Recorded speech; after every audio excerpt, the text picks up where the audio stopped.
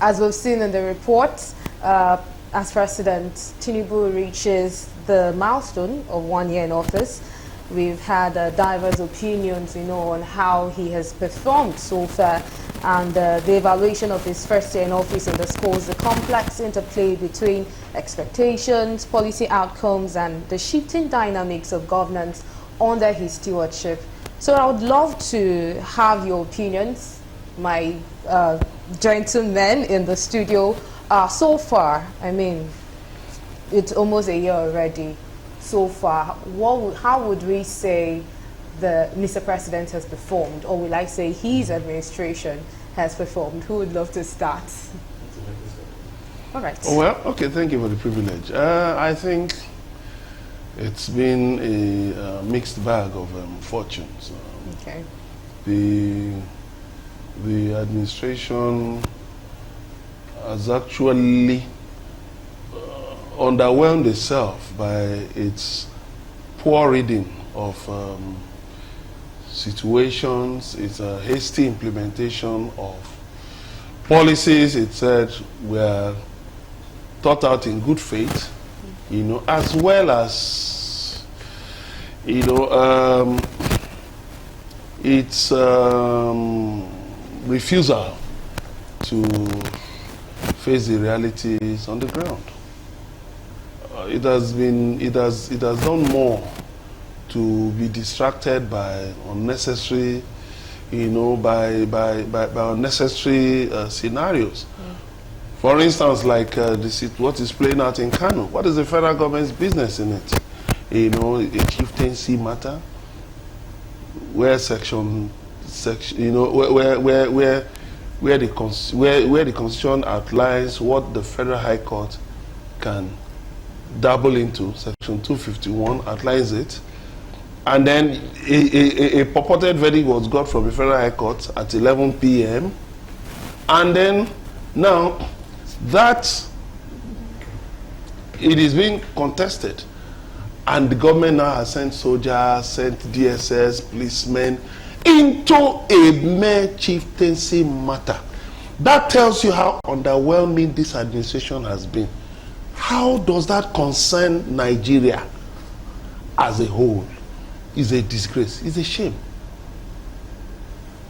From beginning, right at inauguration ground, President Bola Tinubu said subsidy is gone.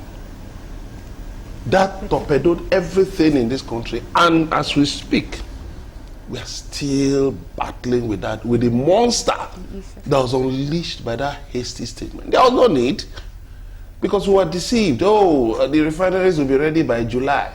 Petroleum Industry Act has already taken care of that, and that's why we stopped paying subsidy. Blah, blah, blah, blah, blah, blah, blah. Even while Nigerians were saying there was no need for that hasty declaration, government jumped into another one. Oh, we're floating the naira. On what? Your exports are low. Your main export, which is crude oil, has gone down due to oil theft, vandalism has gone down. You're now floating the naira. So from 750 to $1, we almost jumped into 2,000. Yeah, no, there were just a few hours that it jumped into 2,000 actually. And then coming back using the foreign reserves, even though they've been blowing some fine grammar around that. Then now look at, our transportation is mainly land-based. We truck petroleum products land, carry food land, so many things land, human transportation land. So the cost of PMS and diesel, which are the main petroleum products we use in this country, have gone up, especially PMS, by over 300%. Now it has affected every other thing. Fortunately, the floating of the naira, which CNG buses, how many can they carry? 200 million people. We have to be serious in this country. Before you do things, sit down. Look at the best case scenarios, look at the worst case scenarios. Then use data. A lot of these people in government just speak into the air. No data. When you ask them, on what data have you computed, You know, from what data have you reached this conclusion? None. You're talking of CNG buses. Gas. Remember, some months ago, Gencos were complaining of inadequate gas, and that's why we're having regular outages. Now you are adding more consumers to the mix without adequate planning. So I'll say, all in all, I think this government has, must go down in history as the first government that squandered the traditional goodwill, that Nigerians, usually giving every successive government, squandered it on the first day. All right, so Mr. Tony, let's have your opinion. Are you impressed with the current administration, and also looking at some of the policies that were enacted within this space of 1 year? I would say I'm impressed. Okay. Because going out there, you can tell. Just conduct an interview, ask Nigerians, and I know the responses you're going to get. The fact is that people expected President Bola Ahmed Tinubu to perform more than what we're experiencing now. As governor of Lagos, he did quite wonderfully well. A lot of people can attest to that. At least I was here. But the moment he went to federal, I don't know. I mean, federal is on state. Could we say the workload was way more? No, I mean, Lagos was. It's not workload. Most things shouldn't be politics. Look at the set of ministers he appointed. I was listening to the Minister of Youth 2 days ago when they were doing the scorecard. Doing the scorecard and achievement. She couldn't pinpoint one thing she has achieved as minister. I mean, we have over 40 ministers, and I can tell you I don't know more than maybe 3 out of more than 40 ministers, and we're supposed to go into office and perform. The problem with President Bola Ahmed Tinubu was his removal of subsidy. When he came, he boastfully said subsidy is gone. I know it was part of his speech, because you can't just remove subsidy just like that without sitting down with stakeholders and map out strategies on how to remove it and then implement. There must be a process. You don't just say, and Nigeria, before you can say all the filling stations jacked up the prices. That was the beginning of the confusion we are presently, in.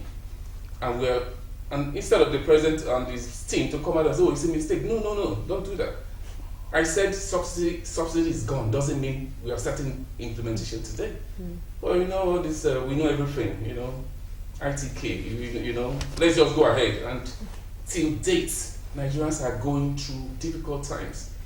And it costs inflation, things change. The basic thing Nigerians want to, how Nigerians rate government is the ability to be able to go to the market and get food items to feed families. Once you cannot achieve those things, you cannot come here and start putting data and everything on the table for me. That is what Nigerians are going to just go to the market and just try. 100K now is like maybe 10,000 before. Yes. You can't buy anything. Nigerians are going through tough times, and if for a sensible government, a people-friendly government, we must hear the cries of the people. If it's people-driven, they must shape your policies. But when you want to do it your own way and telling us that you came in when the country was bleeding, but it's not bleeding now anymore. Blood is not bleeding anymore. I don't know. We are talking about an APC government succeeding an APC government. You're claiming Buhari destroyed it. So bring them to the table. I mean, you can't probe them. You see, that's the problem. That's how I started with politics, the way we play politics in Nigeria. If it was another party that won the election, the truth would be coming out by now. A lot of things were happening under Buhari, and then you came in, instead of to address it, you just keep going. Look at Cyril Kadiadi's in court. He came to court majestically, and then a bail was granted. And he was so sure, the way he walked into the court, he was sure he was going to get I mean, that's not how to run a country. So far, I'm not seeing anything. You know, is it you're talking about energy shortage of energy supply with high costs? What are we going to do? What are we picking? So they may be making effort, but I don't think its ministers are in tune with it. I think it's high time he reshuffle the cabinet and bring in people, professionals this time. He has compensated people who worked for him. You've tried 1 year, we can't continue like this. You listen to the Minister of Power at the end, you'll be wondering who made him Minister of Power? I mean, how was he qualified to be Minister of Power? Somebody was, his eyes is on your state. He has always he wants to be governor of the state at all costs. And he made him Minister of Power. So when you keep having square pegs in round hole, we keep having problems like this. So far, I don't think I can score this administration. Maybe I will score maybe 40 over 100. Oh wow, 40 over 100. It's That's roughly like a D. Yeah, it's fair enough. All right, so I'll score them 10. 10 over 100. Oh yes, 10%. Oh my goodness. You see, look, That just is look way at, below. go on the streets. You see, you don't need to, look, Nigerians a lot are of not countries happy. around the world have been battling inflation. Britain just exited, the United Kingdom just exited recession. So yes, inflation has been a global phenomenon. Let's state that clearly. But how you manage is not the presence of a problem that's the issue, but how you manage your way out of that problem. That's the issue. But our leaders often think that by trumpeting the problem and making it look so big, so gargantuan, then they deserve sympathy. They will be telling you to pray for them. What am I praying for you for?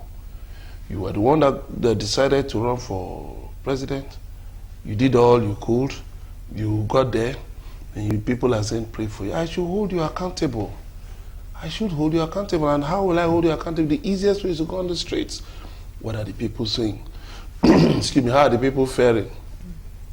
What is the cost of a cup of curry? A cup of rice.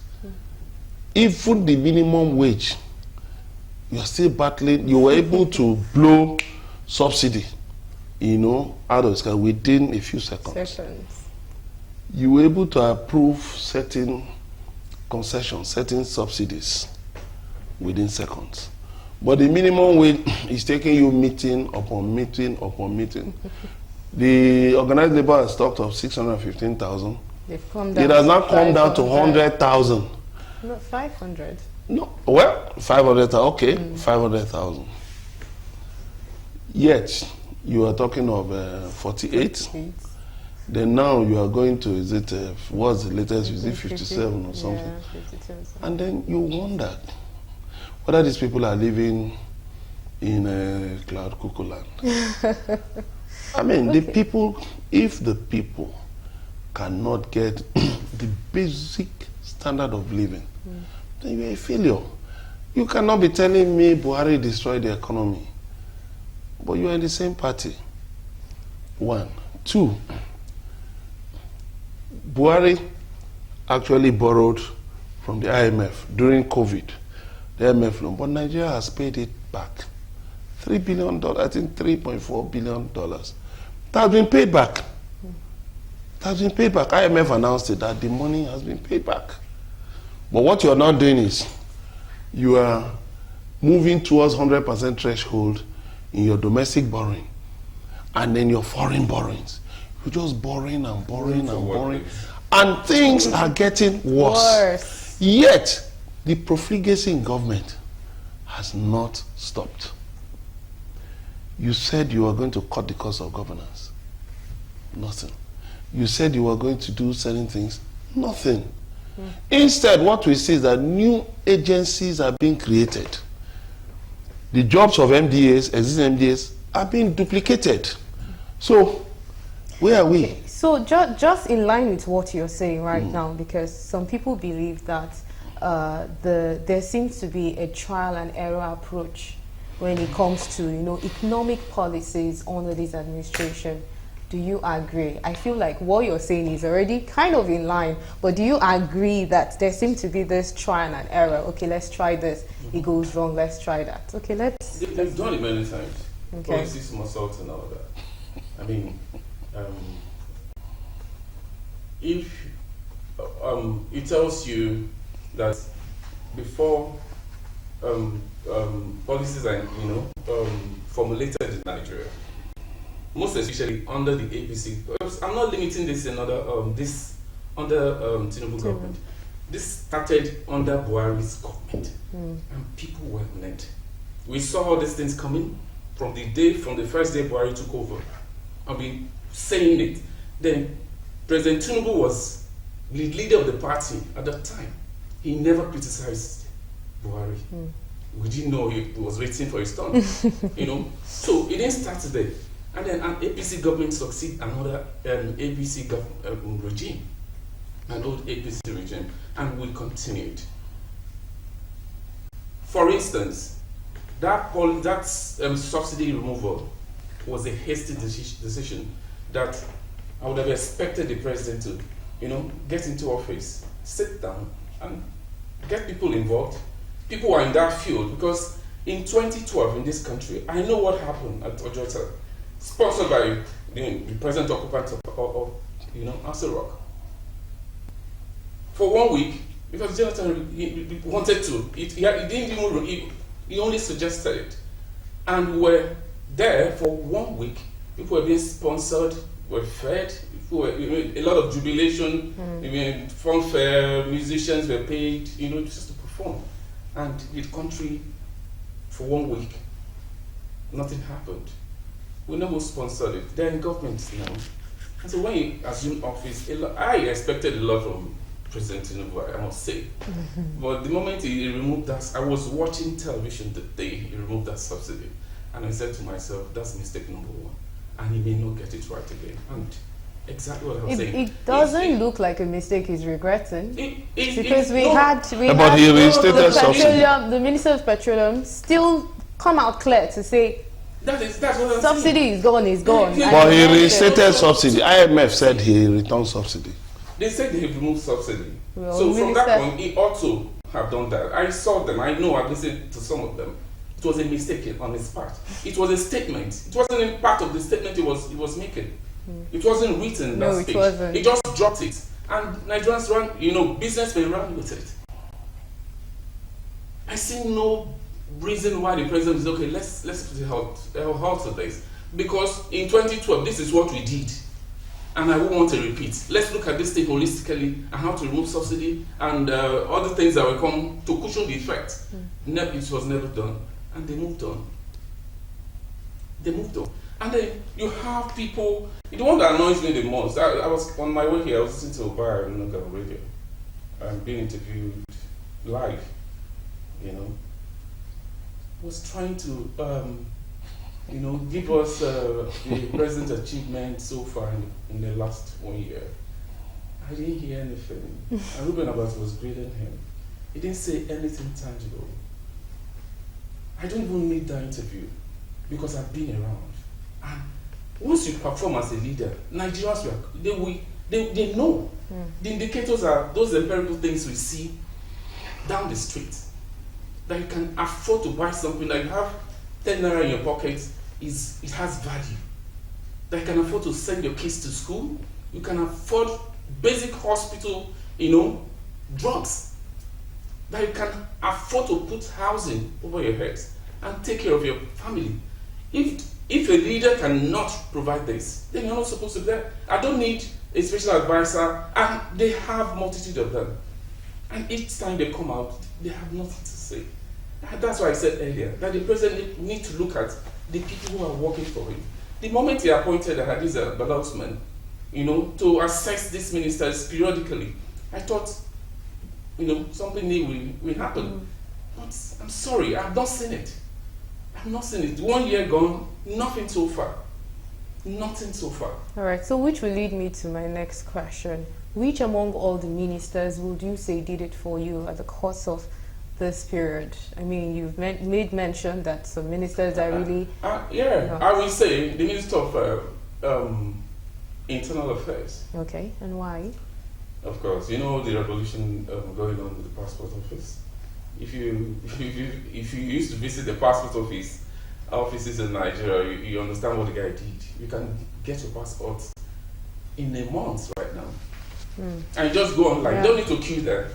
Before, go to the passport. The one, at least the one I know, it's passport office at Ikoyi. The moment you're walking, you see everybody. All the senior officers there, they have agents at the gate that will tell you, "Come, I can do this for you." And the racketeering was going on for a long time. This guy came, at least do something. You see, Nigerians are not demanding. We are not demanding. If, for instance, you are power minister, it's not a big deal. What Nigerians want is power. And if it's too difficult for you to achieve, meet the president. I can't. But don't sit down there and think, nothing will change. This guy came, he revolutionized the passport process. Now it's no longer difficult to get a passport at the passport office. So it's number one. Another person I can pick, maybe Festus Keyamo. He may, Festus, everyone knows Festus and all that. But he's doing his best, in the aviation sector. Aside from these two, I would have called. What of VK? What of FCT? No. VK is a politician. He has allowed politics to play wow. part of it. It's not about, in Rivers, for instance, he performed in Rivers. But as FCT minister, he's using that same procedure, the process of noise making. Do your work. Your work will speak for you. I don't need to make noise about it. People will tell. Well, we know VK to be a man of many words. When he's been distracted at the moment, and I've not expected the president to call him to order. You are my minister. You don't go to Rivers every Saturday. You must have things to do in Abuja, even on Saturday, as a minister. You are the managing director of that ministry, the CEO and all that. You don't allow the politics of Rivers to distract you, which I think is taking off my performance rating at the moment. He would have done better. Wike can do better in FCT, but my problem with him is not leaving Rivers and Fubara, president governor of the state, to govern the state peacefully, just the way he did when he was governor. Nobody, of course, you dare not interrupt him when he speaks. When he speaks, not when he wants action to, perform action on one or two issues. So just Festus Keyamo and the list of internal affairs. Of the rest, I don't know them. Maybe no power. No, don't call. I pointed that one. And I'm paid. Okay, can we have your probably last two since we have your top two? Private last. You just mentioned. Power. Adelabu. Adelabu is the worst performing minister of power. He's the minister of power. Yes. Because every day you listen to him. He cites, the Jenkos, the Discos, and he's more on their side than the side of Nigerians. We don't have electricity. And yesterday he was celebrating, he said in the past 3 years, this present administration just attained 5,000 megawatts. Yes. 5,000 megawatts for a country of over 200 and something million people. I think there will be a distribution of prepaid meters. Where is the power? We live in Nigeria. So how do we? It's not about coming to give your own assessment. Let's not forget we have band A, we have band B, we have. They shouldn't come. I don't know where they came up with that idea. Give Nigerians power and stop this. All right, let's have Mr. Wakers. The basic thing about governance is this: yes. you cannot reinvent the wheel. You can only adapt. Tweak it to adapt to different users. Very simple. You know what Ojo did, the Internal Affairs Minister? He looked through the files and saw that his predecessors had looked at this problem of passport racketeering and arrived at a solution. It's just unfortunate that it was not implemented. So you know what he did? He decided to implement it. He said so himself now, yes, on one popular program in Abuja. So his colleagues, the problems are there. The problems are identified. The solutions are in the files, on their tables, in the cabinets, on the shelves around them. But you know what? Many of them are more interested in fighting with the governors of their states, in trying to assert themselves in the parties in their states. And that's why they lack focus. That is why they don't even understand why they are there in the first place. You see, I'll look at it. Yes, we know petrol, PMS has been a big issue for Nigeria, a big problem, But even within the petroleum sector, there have been some remarkable achievements. I'll give you an example. Look at what the efforts that have been made, to expand the utilization of gas. Yes, it got to a point where there wasn't enough gas for the gencos and to generate power, and then efforts were made. The minister made efforts. Made efforts to get this thing resolved, and it was resolved. Now I'm looking at the Minister of State for Gas. No, not Lokobiri. Lokobiri is Minister of State for Petroleum. There's the Minister of State for Gas. So I'm looking at him. Now, under him, you find out that the utilization of gas has, that there have been a lot of, robust engagements in terms of utilizing gas as a viable alternative to PMS, to help the nation. And you see that with that, you find out that, okay, a refinery, Walter Smith refinery, declared a profit. It actually brought, it actually paid good dividends to the Nigerian Content Development and Management Board. Now, President Tinubu did something which was very smart. Unfortunately, his media team have not seen some of the few things he has done that they can highlight. Because they've been more interested in abusing people, insulting his opponents.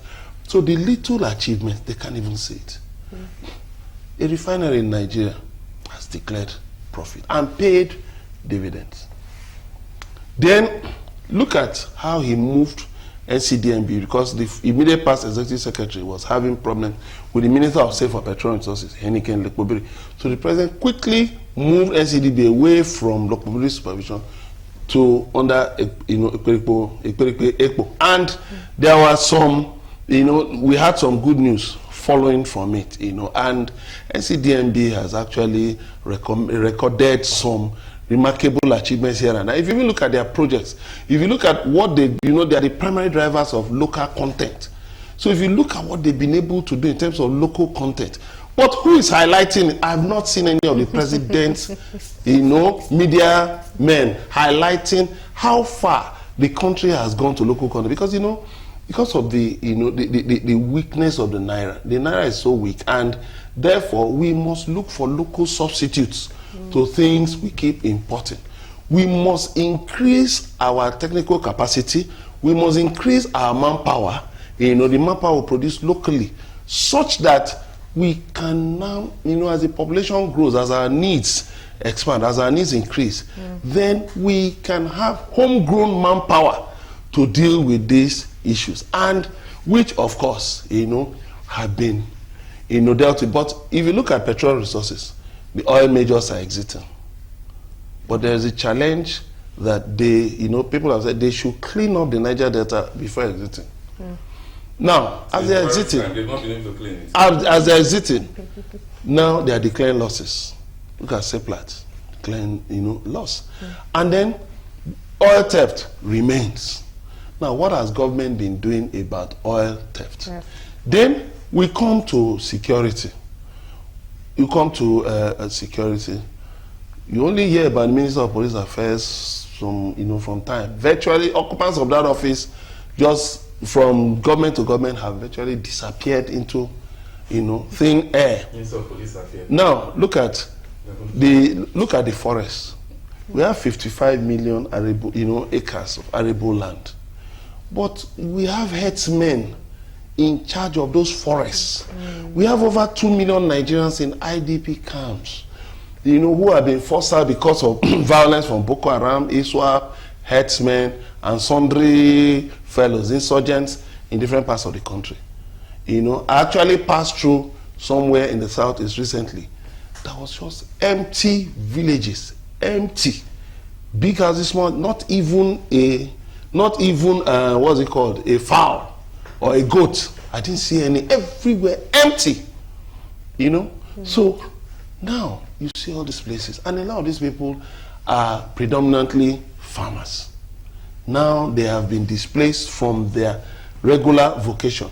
And then we have food inflation as the highest marker of the high rate of inflation. How is the Minister of Agriculture trying to bring it down? What is the Minister of Defense? What is even the Minister of Internal Affairs? What are they doing to remove these herdsmen from the forest so that we can deal with food insecurity? And those are the problems. All right, so quickly, so we wrap up for this topic and move on to the next topic. I mean, this administration has 3 more years to, you know, to be on board. Where do we see us moving from here? Because I mean, like we've said, expectations were high. You know, when this government came in, expectations were high. But again, we could say 1 year is probably too early to, you know. You're correct. It's not late. We have 3 more years. All these mistakes could be corrected. They can be corrected. But it depends on the president's political will, because again, politics is what we're talking about here. It's been driving this country, you know, in the wrong direction for a long time.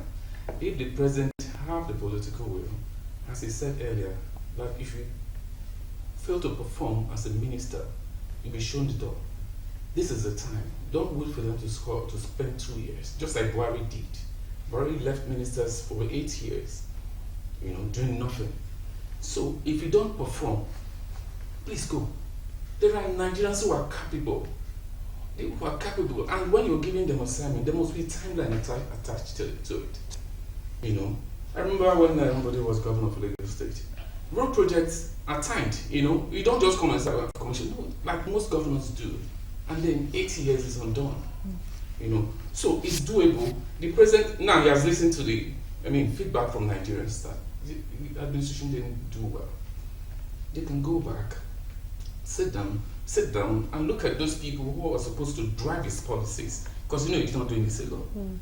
Take them out. In fact, take those governors. Probably also reshuffle, like you said. Of course, you can't take everybody out. Those who are performing well, you can leave them there. Reshuffle those who have the capacity to do so, but due to maybe the ministry, you kept them. Then those who are not performing should go. I've written many times that Minister of Power should go. He's not performing. And ask Nigerians. So I don't know why at times when Nigerians speak, our leaders don't listen. It's not about hatred. The guy is not performing, and he came for a reason. When he's not doing well, people should be able to tell you, not due to unrating. He can't rate himself. Nigerians should be able to rate your minister and say, sir, you didn't perform well. Please go. So that another person can. I remember when Buhari came, he made Raja Fashola, the former governor of Lagos State, gave him 3 ministries to run, based on his performance here in Lagos at that time. But during the second term, he took works away from him. Was it works now? Yeah, he took Empower away from him. Yeah. Because he noticed it. You cannot have 3 ministries in Nigeria. You can't. So that is why I think the president must start first. Look at those ministers those who are performing and those who are not performing. Sit on the table with them, assess their performance, and humbly tell them, go. Nigerians are not feeding you. There's no big deal to this thing. Just like you have a company and your employees are not doing well, what do? You can't keep paying them salaries. It's not about driving to SUVs and have like 2 escort vehicles following you every day. As ministers, the same thing applies to MDAs, heads of agencies and parastatals. So that's where I think he must start from. All right. 3 years, he can do better. 3 years can do. All right. So our eyes are on the federal government, and we're hoping that things will get better at the course of the year. So